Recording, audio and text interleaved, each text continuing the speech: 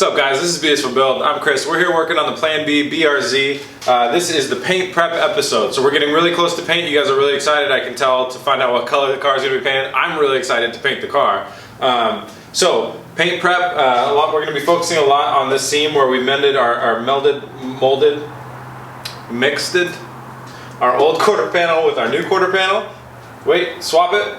Old quarter panel with our new quarter panel. So we got to do some work in this area with just mainly a lot of sanding, a little bit of high fill primer, stuff like that. And then prep the car for paint. So we have 7 different colors of body parts on this car, which I love. And I hear you guys' comments, please, you're like, don't paint it. I would love to not paint it, but this is my daily driver. I'm not going to be cruising around downtown in a car that's 7 colors. I got a limit of 3. Anyways. So we've already pulled the interior pieces all around the door panel on this side, but the other side is going to need the same treatment, which will be kind of fun, and something a little bit technical because we got to break it down and document it so we can remember how to put that side back together as well as put this side back together, because I did that like 5 months ago. Anyways, paint prep episode is about to happen. One really interesting thing about this episode is the Evora is sitting where we need to be painting. There's no hole in the shop over there. There's no door to drive this car out. So the Evora needs to go over here and the BRZ needs to go out there, and neither of those cars can go outside.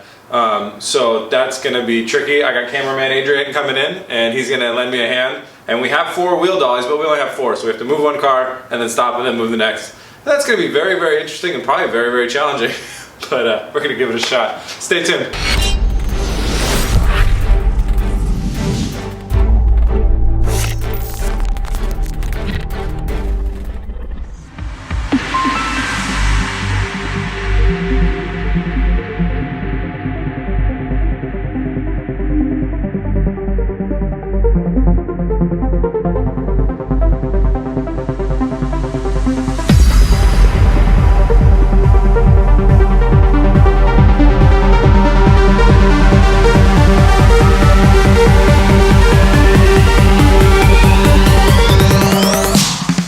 Check it out, we got a new angle. No more filming from over there. Now we're over here, where, you know, BRZs go. So a bit of an apology. Last night, Adrian was here helping me move the cars, and we moved them around, and it took you know, a good deal longer than it probably needed to. But it was good stuff to move the cars around.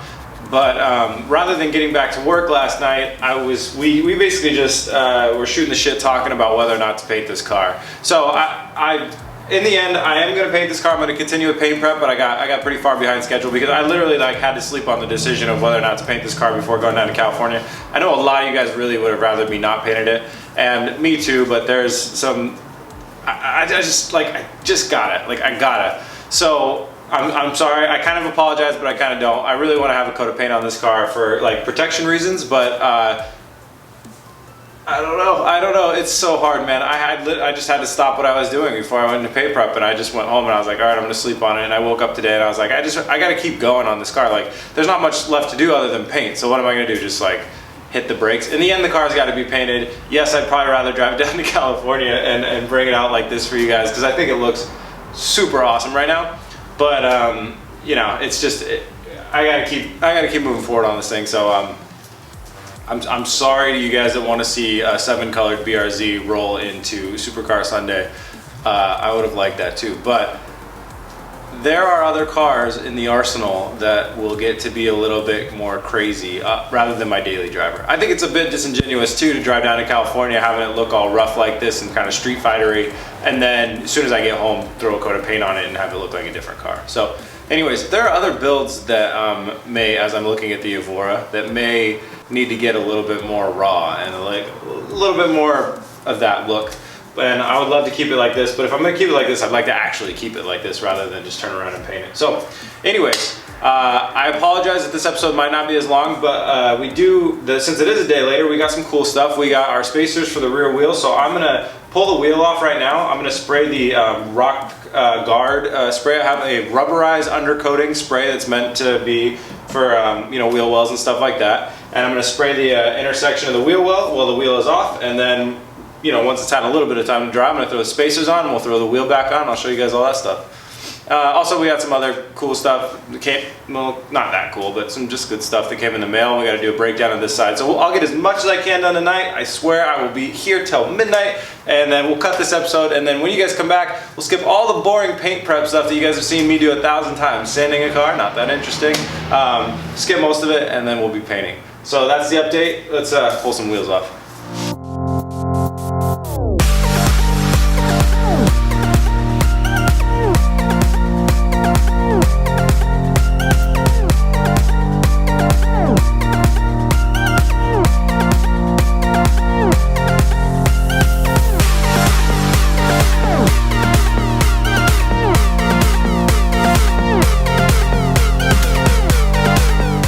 Alright guys, let's talk about two things. Spacers next. Right now, check it out, we are sealed up. It's so good, it looks OEM.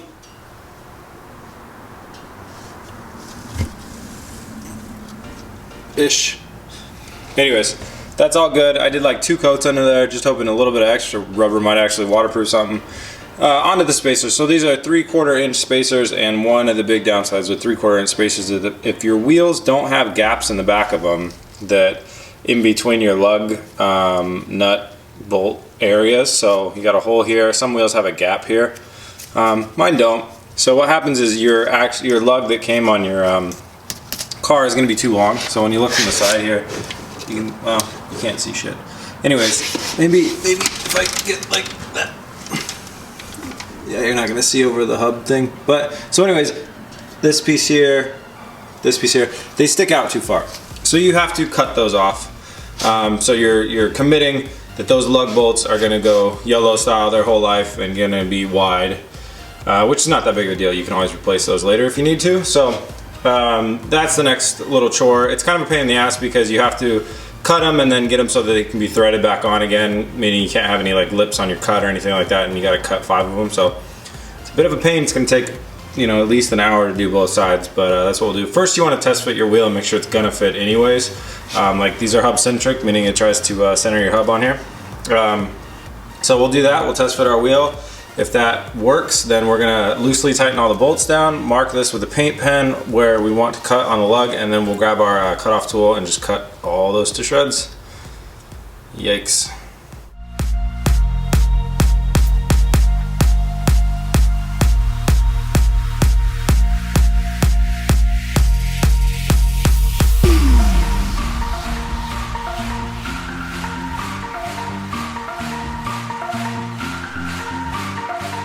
So the end result of all this fun stuff is you get something that looks like this, and all of our lugs have been trimmed down to a reasonable length so they're no longer sticking out further than the spacer.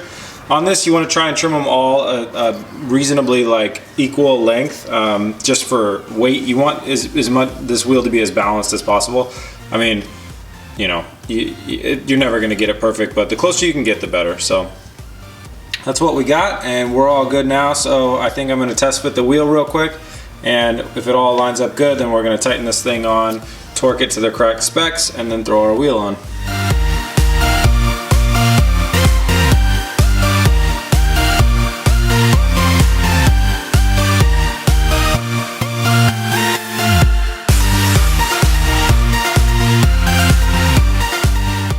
All right, let's do a little bit of an unveiling of these wheels.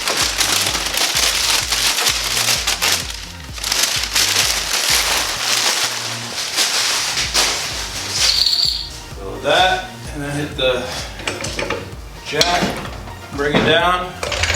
It's good. It looks really good. You know, we could have actually gone the other 1/4 of an inch out, but this is nice. This is a nice amount of, and if we want to lower it down, you know, so we're pretty much flush there. Sorry, it's hard to see, but it's good.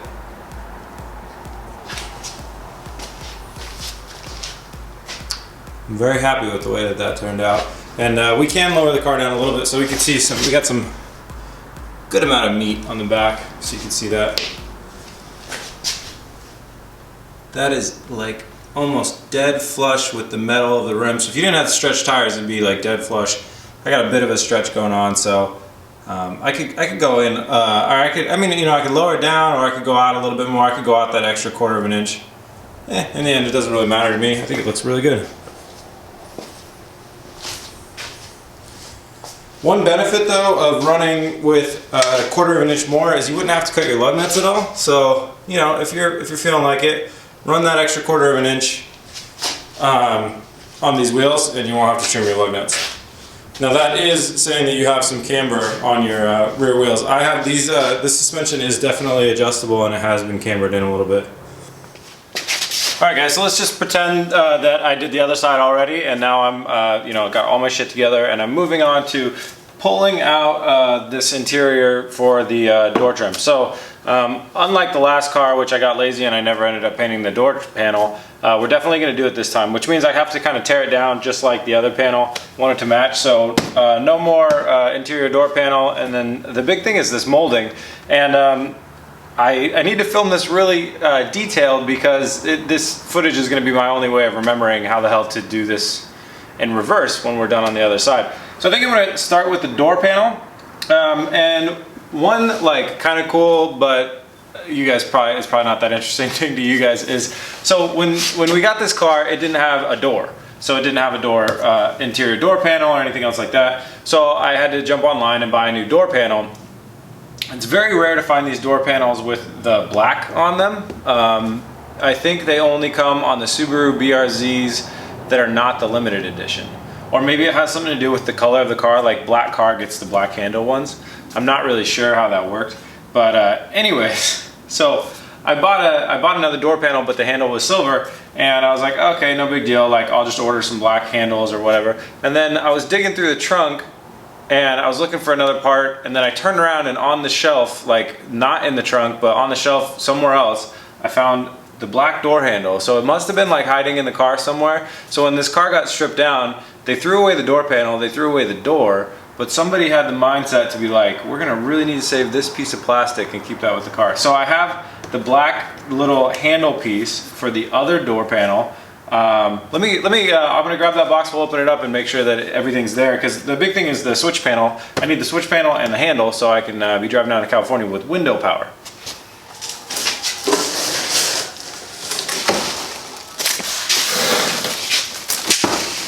Not kidding, I think if you're an eBay wholesaler and you sell stuff and you package it with these crappy packing peanuts that they're all over my shop now, it's like at a pink flamingo party, you should be able to leave a negative rating for that. I'm giving this, well, let's see if they even sent me the right thing.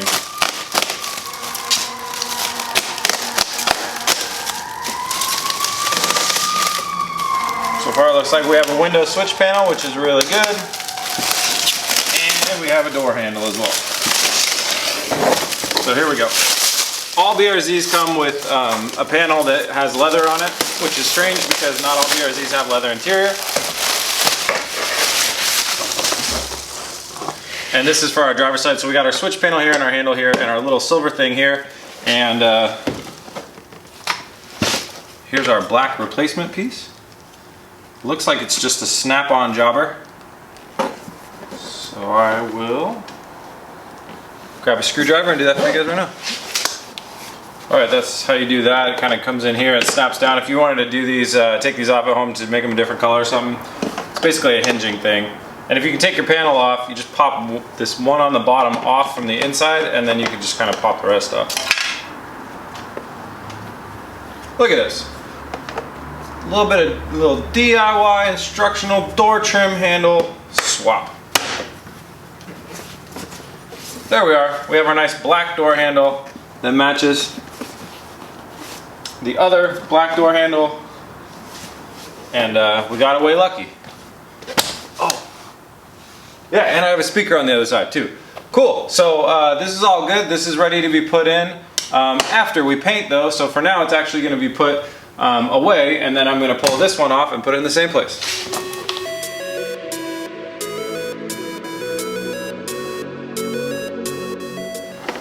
All right, we got it. For those of you at home that haven't seen the last time we did this, it's a little bit deceiving when you're working on it because it really seems like there's an extra bolt in there, but there's really not. So there's one bolt behind your handle, and then there's a little plastic clip bolt that goes in the top left. You undo both of those and then just go along the sides, popping out all the push pins, and then there's a pressure point right here, another pressure push rivet. You just basically want to pull those out without damaging things. So just kind of gently force it off of the car.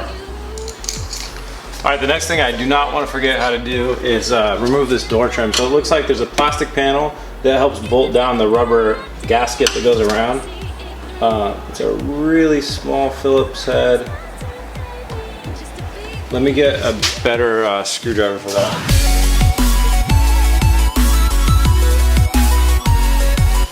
Well, that's it for the door. Pretty low stress.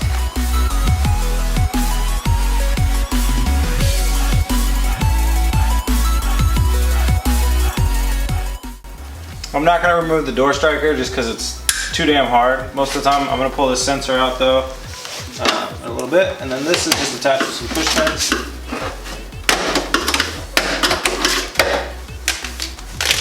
There we are, and our whole door panel is done being broken down, ready for paint. Actually, it was relatively easy. This quarter panel molding is attached to the glass, does not come off. So that's an interesting thing that I don't know if you guys care about, but I'll tell you anyways. This glass from the dealership is about 360 bucks or something like that. It comes with the molding. I shopped around at some junkyards today because I obviously need one for the other quarter panel. I shopped around the junkyards and I was able to get one from LKQ for 95 bucks. So if you ever lose your quarter panel glass, I know it's like you're kind of panicked, like if somebody breaks in your car, that sucks. It's this really bad situation, but shop around a little bit. The junkyards will often have them. All right, next thing I want to do is pull this Scion badge off and put it somewhere and accidentally lose it and never find it again. You put a Subaru one on there.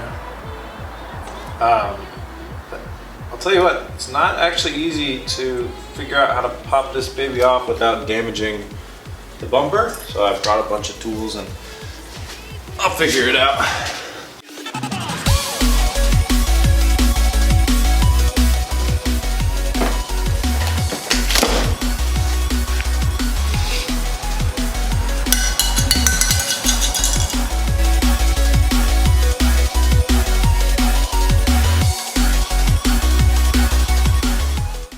Alright guys, well I have 100% convinced myself that this is a mod that I have to have, and I will not stop until it's been done. I think it's as easy as just drill a couple holes where the holes for this one line up are not the same as the Scion one, so I got to clean this material off really well so I can paint over it and have a clean line and drill a couple holes where to mount this. I'm going to go with the drilling and the test fitting first though.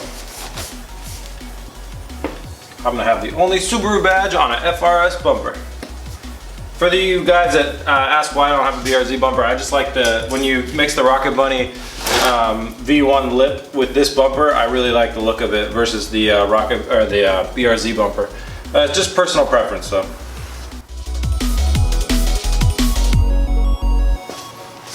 Voila! It sticks out a little bit extra, but I think it's worth it because it says Subaru on it. Right on, time to clean this area up and get it prepped for paint, which is just cleaning it up, I guess.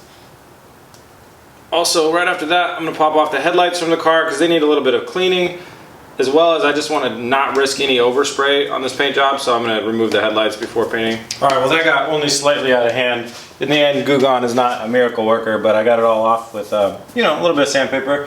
Next thing, we're going to work on the headlight things, those light sources, those light beam projector.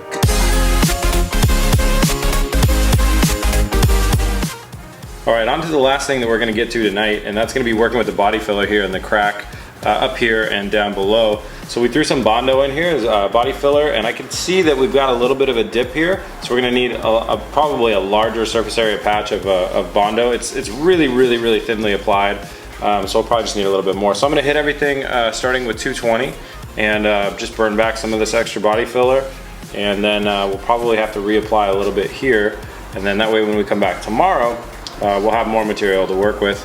And down lower, I think it's just going to be a lot of removing material.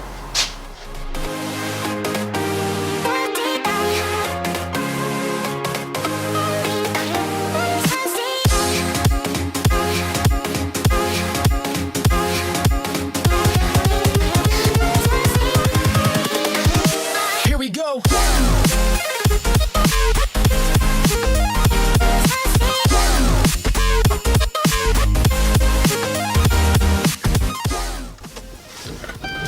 Well, I didn't feel that tired in the shop, but clearly I must be getting a little bit tired because I completely forgot to film an outro for the episode, so I apologize for that.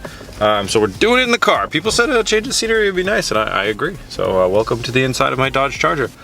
Anyways, after that last clip, we just applied a little bit more Bondo, kind of did a little bit by hand, and one using a really large spreader to get a more even thing to take care of that little bit of a crease that was in the rail there.